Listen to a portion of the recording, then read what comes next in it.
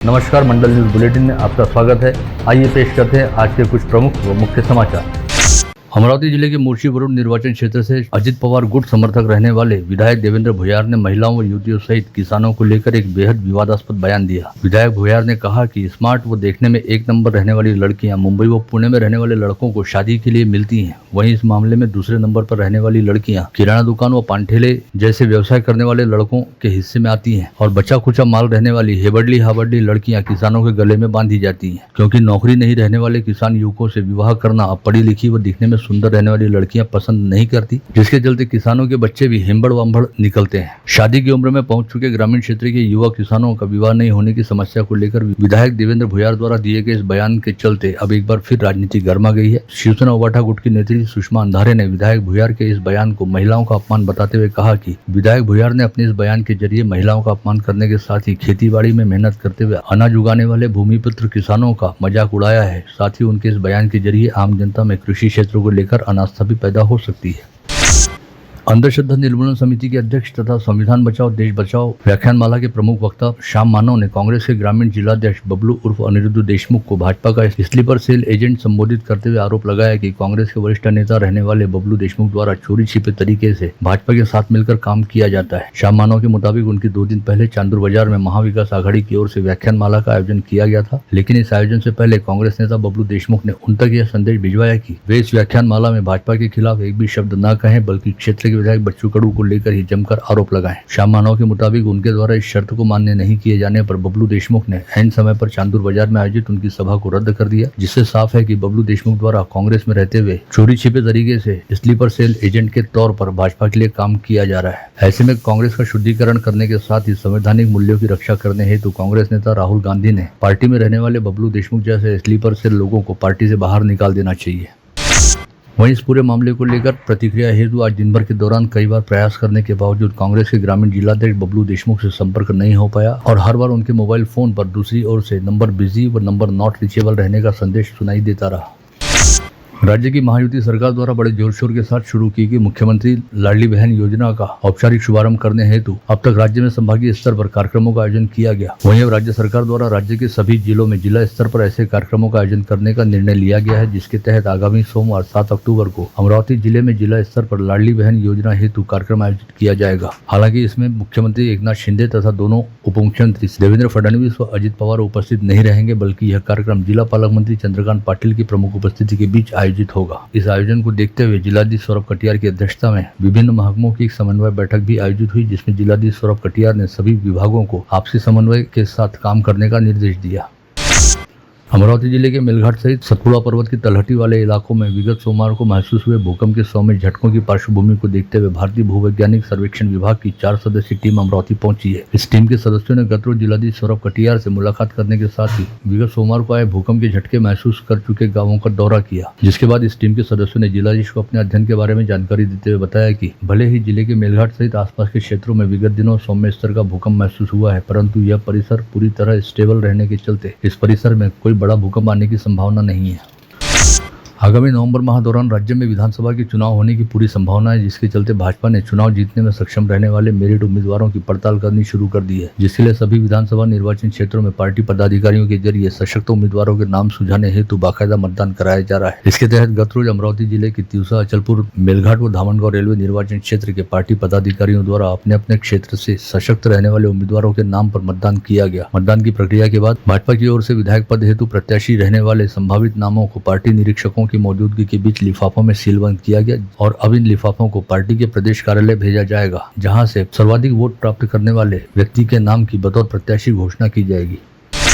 अमरावती जिले के पूर्व सांसद आनंदराव अड़सुल द्वारा गत रोज राज्य के अनुसूचित जाति जनजाति आयोग के अध्यक्ष पद का जिम्मा संभाला गया। हाल ही में मुख्यमंत्री एकनाथ शिंदे द्वारा आयोग के अध्यक्ष पद पर पूर्व सांसद आनंदराव अड़सुल की नियुक्ति को लेकर घोषणा की गई थी।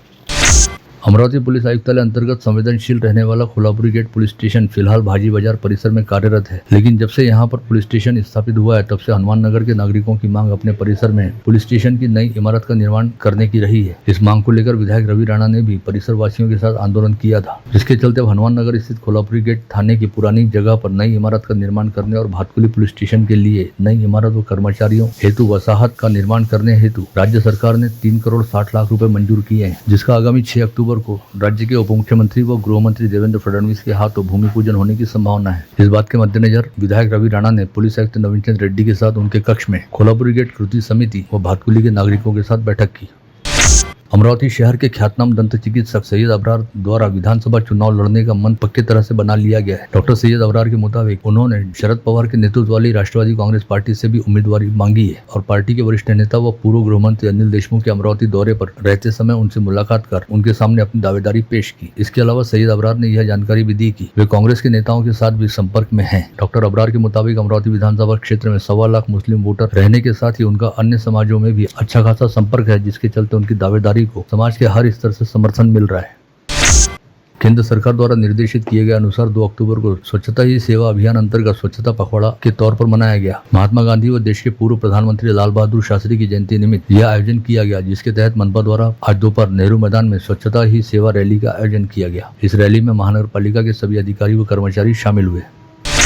आज 2 अक्टूबर को गांधी जयंती रहने के चलते शहर कांग्रेस के सभी नेताओं ने पूर्व विधायक सुनील देशमुख, कांग्रेस के शहराध्यक्ष बबलू शेखावत, पूर्व महापौर विलास इंगोले व मिलिंद चिमोटे के नेतृत्व में जयस्तंभ चौक स्थित महात्मा गांधी की प्रतिमा पर माल्यार्पण किया।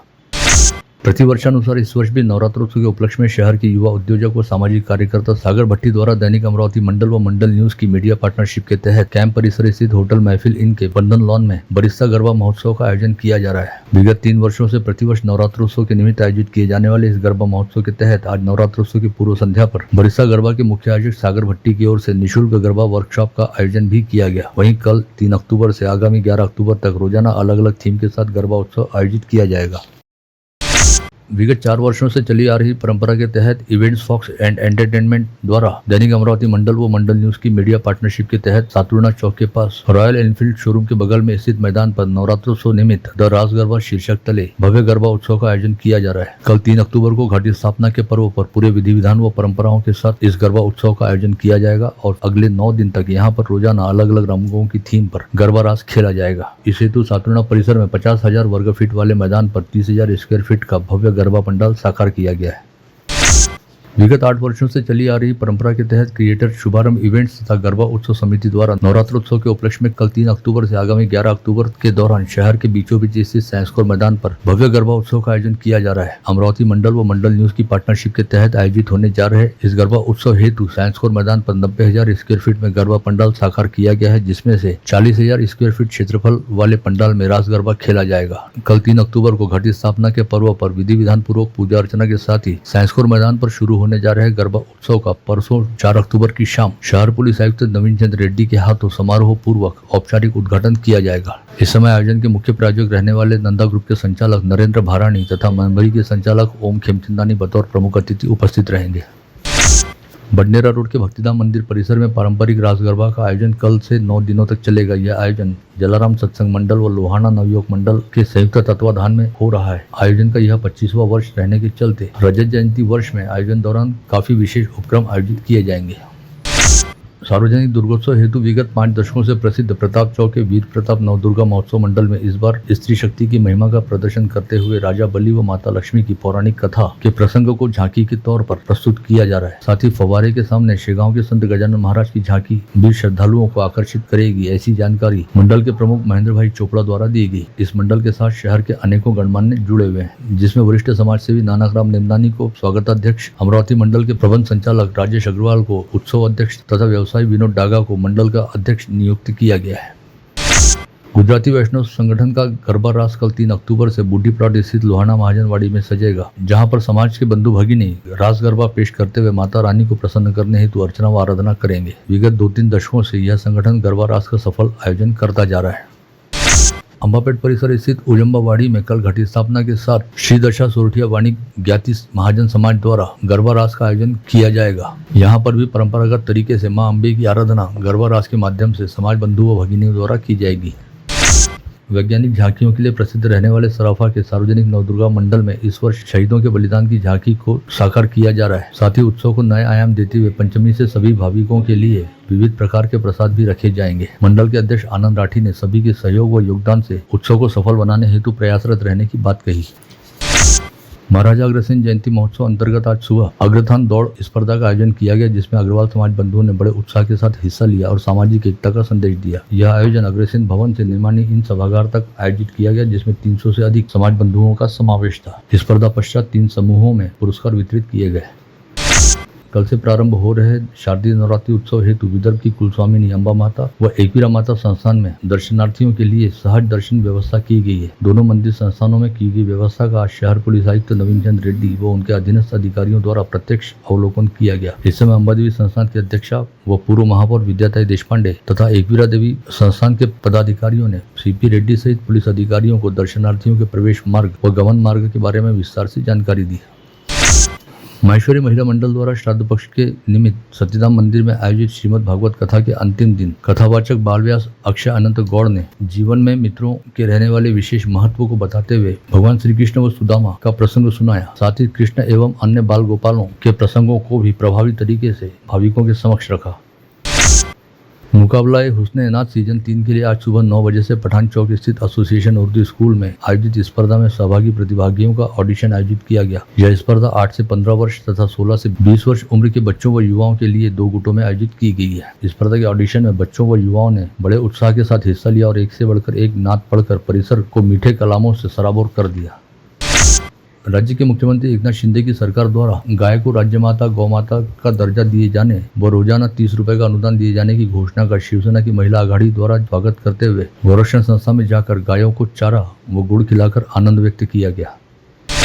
विगत 29 सितंबर को परदौड़ा शहर में बाइक रैली निकालकर मंच से अल्पसंख्यक समाज की भावना को दुखाने वाली हेट स्पीच करने वाले भाजपा नेता व विधायक नीतीश राणे पर कड़ी कार्रवाई की मांग MIM के प्रदेश महासचिव अब्दुल नाजिम के नेतृत्व में दर्जनों कार्यकर्ताओं ने मंगलवार की शाम नागपुर गेट पुलिस थाने पहुंचकर थानेदार के समक्ष उठाई। राजकमल चौक स्थित चौधरी मार्केट के मोबाइल शॉपिंग के संचालक के निधन के पश्चात दुकान में कार्यरत कर्मचारी ने अपने मालिक की विधवा पत्नी को परेशान करते हुए दुकान हड़पने का प्रयास शुरू किया, जिसे लेकर संबंधित महिला द्वारा कोतवाली पुलिस थाने पहुंचकर गुहार लगाई गई। इस समय दर्ज कराई गई शिकायत में कहा गया कि दुकान में कार्यरत कर्मचारी ने उक्त महिला के साथ अश्लील हरकतें करते हुए 2 बार दुकान के ताले तोड़कर उस पर कब्जा करने का प्रयास किया। गतरोज शिंदे गुट वाली शिवसेना के दरियापुर निवासी जिला प्रमुख गोपाल अरबट ने बलगांव पुलिस थाने पहुंचकर शिकायत दर्ज कराई थी कि 30 सितंबर व 1 अक्टूबर की दरमियानी रात जब वे अपनी इनोवा कार में सवार होकर अमरावती से दरियापुर की तरफ जा रहे थे, तब काले रंग की स्कॉर्पियो में सवार होकर आए 3 से 4 युवकों ने उन्हें निशाना बनाकर उनकी कार पर पिस्तौल से गोली चलाई थी। शिकायत दर्ज कराते समय गोपाल अरबट ने बताया था कि वे दरियापुर से अकेले ही अपनी कार लेकर अमरावती आए थे और यहाँ से दरियापुर वापस लौटते समय भी कार में अकेले ही थे, लेकिन पुलिस द्वारा की गई जाँच पड़ताल में यह जानकारी सामने आ रही है कि इस घटना के वक्त गोपाल अरबट अपनी कार में अकेले नहीं थे, बल्कि उनके साथ उनकी कार का ड्राइवर भी था। ऐसे में पुलिस द्वारा गोपाल अरबट की कार के चालक की खोजबीन करनी शुरू की गई है, जिसका फिलहाल कहीं कोई अता पता नहीं चल पाया है। अमरावती शहर से वास्ता रखने वाले सुनील उर्फ विक्की अनासाने नामक सराफा व्यवसायी को 2 दिन पूर्व मुंबई की लोकमान्य तिलक मार्ग पुलिस ने नागपुर के हुड़केश्वर थाना क्षेत्र से गिरफ्तार किया था, जिसे अपने साथ मुंबई लेकर पहुंचने के बाद LT मार्ग पुलिस ने उसे मुंबई की अदालत में पेश किया, जहां से अदालत ने विक्की अनासाने को 7 सितंबर तक पुलिस कस्टडी रिमांड में रखने का आदेश जारी किया। ऐसे में विक्की अनासाने अब आगामी 7 अक्टूबर तक LT मार्ग पुलिस थाने के लॉकअप में रहेगा, जहाँ पर उसके साथ करोड़ों रुपए के सोने की हेराफेरी के मामले को लेकर पूछताछ की जाएगी। राजापेट पुलिस थाना क्षेत्र अंतर्गत रहने वाली 17 वर्षीय नाबालिग युवती कॉलेज में परीक्षा रहने की बात कहकर अपने घर से बाहर जाने निकली, लेकिन थोड़ी देर बाद उसने अपने व्हाट्सएप स्टेटस पर एक युवक के साथ विवाह करने का फोटो शेयर किया, जिसे देखकर युवती के परिजनों ने तुरंत राजापेट पुलिस थाने पहुंचकर शिकायत दर्ज कराई, जिसके आधार पर युवती के साथ फोटो में विवाह करते दिखाई दे रहे तेजस गंजीवाले नामक 22 वर्षीय युवक के खिलाफ नाबालिग को बहला फुसलाकर भगा ले जाने का मामला दर्ज किया गया। अमरावती परतौड़ा मार्ग पर दरियापुर फाटा के निकट मंगलवार की रात 9 बजे के दौरान 2 मोटरसाइकिलों की आमने सामने हुई भिड़ंत में एक युवक व एक युवती की घटनास्थल पर ही मौत हो गई, वहीं एक अन्य युवक गंभीर रूप से घायल हो गया। घायल युवक को इलाज के लिए अमरावती की जिला सामान्य अस्पताल में भर्ती कराया गया है। वहीं इस हादसे में मारे गए युवक युवती की अब तक शिनाख्त नहीं हो पाई है। शहर पुलिस आयुक्तालय अंतर्गत विगत 24 घंटे के दौरान नांदगांव पेठ व कोल्हापुरी गेट पुलिस थाना क्षेत्रों में 2 युवकों ने फांसी लगाकर आत्महत्या कर ली, जिसे लेकर संबंधित पुलिस थानों द्वारा आकस्मिक मौत के मामले दर्ज करते हुए जांच करनी शुरू की गई।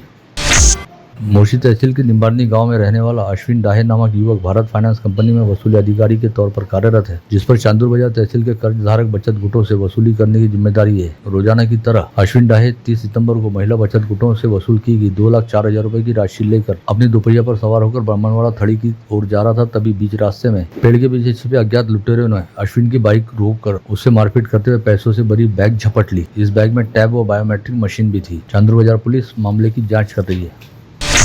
सावंगी गांव की खेती का बंटवारा कर 7/12 अलग करने के लिए अनुमति मिलने के आवेदन पर तहसीलदार को रिपोर्ट प्रस्तुत करने हेतु 40,000 रुपए की रिश्वत मांगकर 15,000 रुपए में समझौता करने वाले पटवारी रामदास लोंदे व उसके सहयोगी असलम शाह को भ्रष्टाचार प्रतिबंधक ब्यूरो के दल ने मंगलवार को अपनी हिरासत में लिया, जिनके खिलाफ सिंधुजना घाट पुलिस थाने में देर रात मामला दर्ज किया गया।